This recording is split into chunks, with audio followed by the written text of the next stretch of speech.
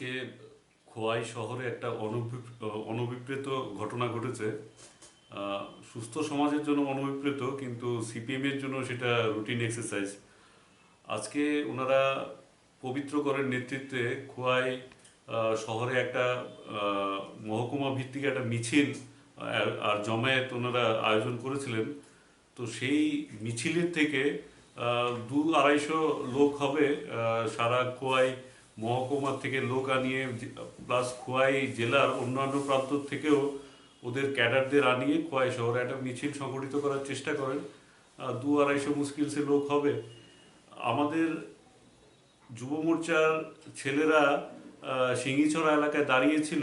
সেই মিছিল থেকে আপনারা জানেন পবিত্র কর ওনার প্ররোচনায়, সরাসরি ওনার প্ররোচনায়, ওনার উপস্থিতিতে আমাদের যুব মোর্চার ছেলেদের ওপর এই মিছিল থেকে চড়াও করা হয়। ওদের লাঠি, দা, রড দিয়ে আক্রমণ করা হয়।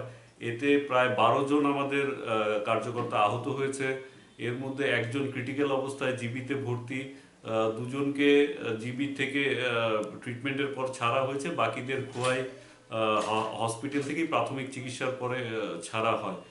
তো আপনারা জানেন যে খোয়াইতে, শুধু খোয়াই কেন বলবো, খোয়াই, কাকরাবন, যেই সব সিটগুলো সিপিএমের দখলে 2018-তে এসেছিল, কিন্তু এই 4.5 বছরে ওদের হাতের থেকে সেই সিটগুলো, বিধানসভা সিটগুলো আস্তে আস্তে বেরিয়ে যাচ্ছে।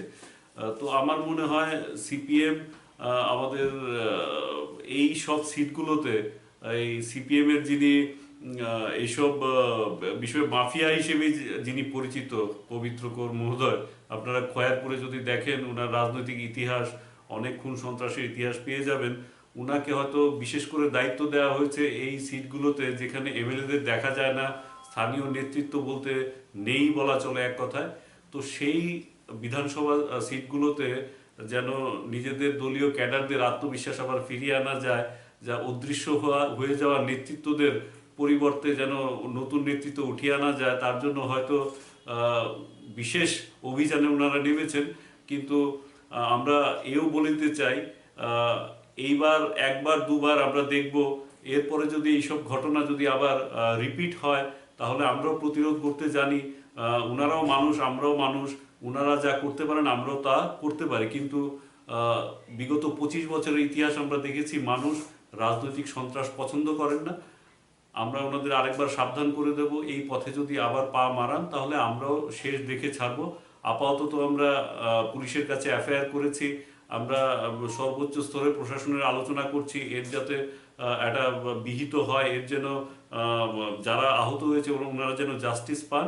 এবং প্রশাসনকে আমরা বলেছি শক্ত হাতে এগুলোর মোকাবেলা করতে, না হলে আমরা দলীয়ভাবে এগুলো মোকাবেলা করার জন্য আমরা এগিয়ে যাব।